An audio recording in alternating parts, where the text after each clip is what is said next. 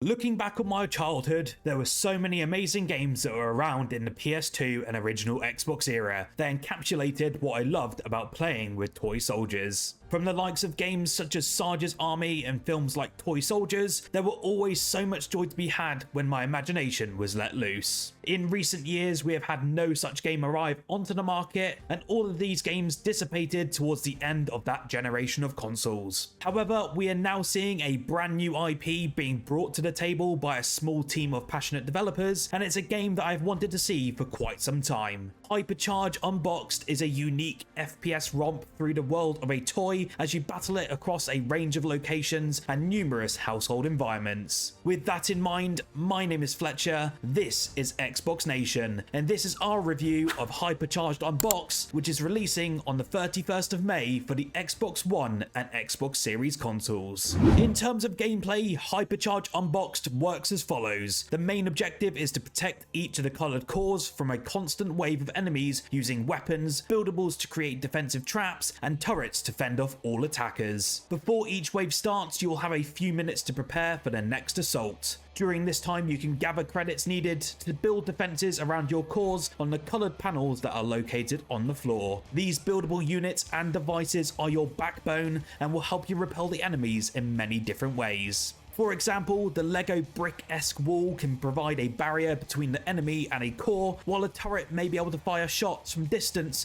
which can damage multiple enemies upon impact. Picking the right buildable for each location and level is overall vital to your success. While in build mode, your arm is visible, which shows you your current deck, which can be cycled through. You're only allowed 3 buildables at any one time, but you can pick different ones in the customization screen and unlock more by achieving various medals online and in single player. There are credits and card packs tucked away in every nook and cranny in each level, and the only way to reach these areas is good old-fashioned platforming. Thankfully, your character can double jump and sprint, which makes traversing a lot more manageable. Credits will appear frequently, and gold card packs will appear in hard-to-reach areas, which require a little skill to reach. Using this currency will allow you to build more traps as well as other useful structures on every single map. One of the coolest things in HYPERCHARGE Unboxed is the ability to scale, climb and jump to different areas of each map. You truly feel small and insignificant as you leap around these massive environments. Digital cyber cherries have made each environment detailed, enjoyable to explore in the heat of combat or when playing in free roam. It's a real testament to the excellent level design that they've managed to cram into each environment, with details that make each level feel alive. I think the developers over at Digital Cyber Cherries have done a fantastic job here and really shows they put a lot of passion and thought into this experience. While searching across the map, you can also buy weapon attachments from figure boxes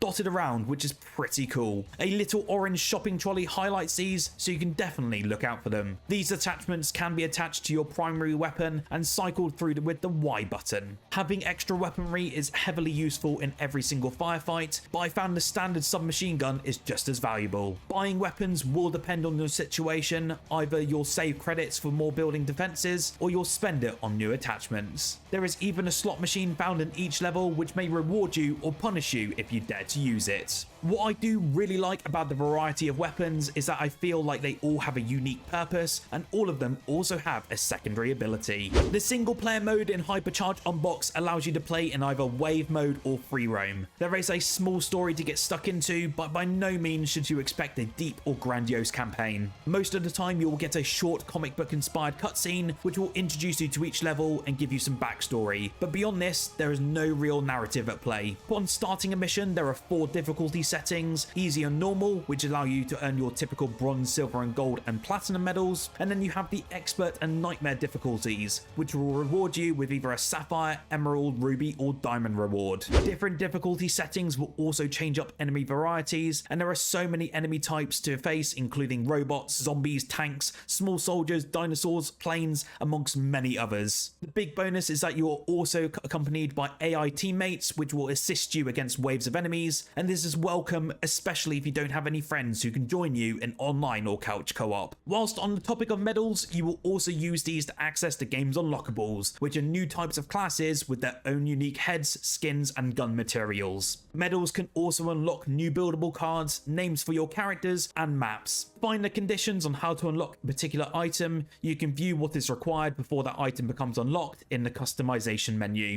There is also a free roam mode that allows you to explore each map so you can try and collect the secret purple badges that are hidden well within. I found this mode incredibly useful to explore and practice my platforming skills on maps before playing them in single player. Now, one area that I've sunk quite a bit of time into myself is the online, and I've easily put in 15 or more hours solely into the online aspect of HYPERCHARGE. The online play in HYPERCHARGE Unboxed is entertaining and makes shooting, protecting all cores a little bit more manageable, as it can certainly be a struggle yourself on harder difficulties. Fortunately, when there are more players present helping you out, you feel yourself being a little less stretched, as each member can focus on specific cores and back you up if others are being attacked. Seeing the evil toys broken and hoarding around your feet makes you feel unstoppable. There is even a local split screen mode available, which is a fantastic option for some couch co-op. While I wasn't able to get 4 players around, I did manage to play a 2-player mode, which was great fun and allowed access to all maps, which is greatly appreciated when many games don't have couch co-op as an option anymore. In terms of performance, online ran flawlessly for me and I didn't experience any slowdown whatsoever. The only issues I had was trying to meet up with friends online,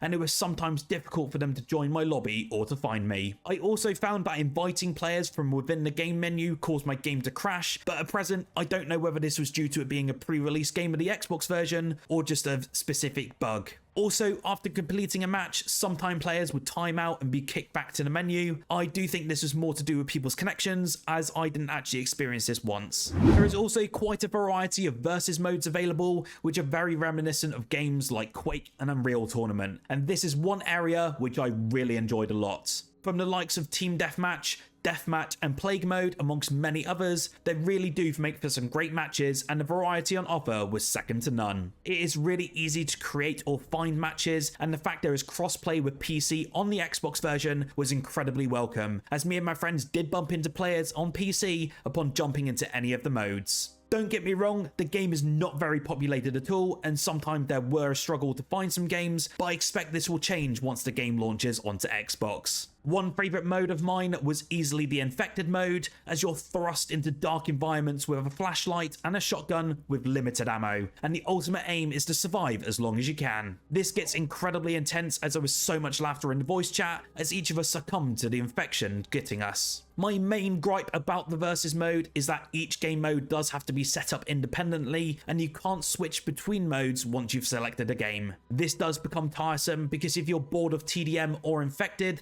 then you have to quit to the main menu, search for the new games all over again, and it just becomes so tedious. It would be great to have an option to include a mix of game modes, as going through the menus constantly after 1 or 2 games did really take away from the action and enjoyment. On the topic of modes, it was great to see some classic ones available, but I was definitely expecting to see some more. It would be great to see some more unique game modes on offer, but I expect the developers will add these sometime soon. Ultimately though, I do think most people will be playing the wave mode, as there is more strategy required, and PvP is never a priority in a tower defense led game. Fighting a common foe brings friends together, making for a more enjoyable matches when playing cooperative online, and I think the majority of players will stick to the more traditional non-PvP action. Now, my one overall big gripe with HYPERCHARGE Unboxed, which I kept coming back to on a regular basis, were the controls. I have played tons of FPS and third-person shooters for years at this point, from the traditional AAA titles to the more obscure indies, and I can say that the control scheme off the bat is incredibly odd, and mantling and climbing objects can get fidgety and frustrating.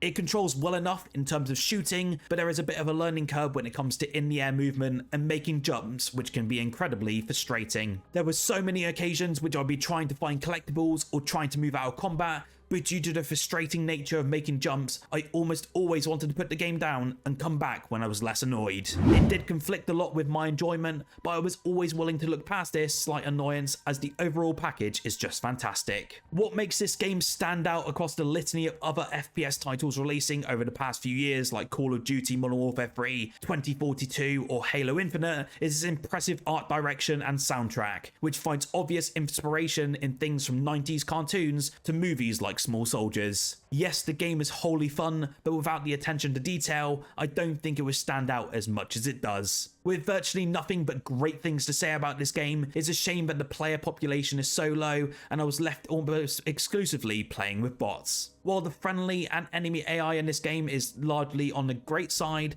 there were several instances in my time playing that enemies would wander out of bounds, keeping me from being able to kill them or just stopping in place. HYPERCHARGE is certainly a title that's built to be played with friends, and I believe that as a great of an experience as it is solo with bots, and it would truly challenge any AAA title releasing this year for fun factor with a group of buddies. While there's no denying that the world has seemingly moved past the stage of young kids playing with their action figures and instead has them playing video games on their parents' Xboxes, HYPERCHARGE Unboxed does a fantastic job of making me feel like a kid in my bedroom. For only a fraction of the cost of what you'll probably spend on games like XDefiant or the upcoming Black Ops 6 later this year, I cannot possibly recommend this game enough. That is why here at Xbox Nation, we are giving HYPERCHARGE Unboxed an 8 out of 10. If you like this review, drop a like down below and consider subscribing for more Xbox content and reviews every single week. Whilst here, why don't you check out the video on screen now of the 10 best new Xbox games coming to Xbox in June 2024.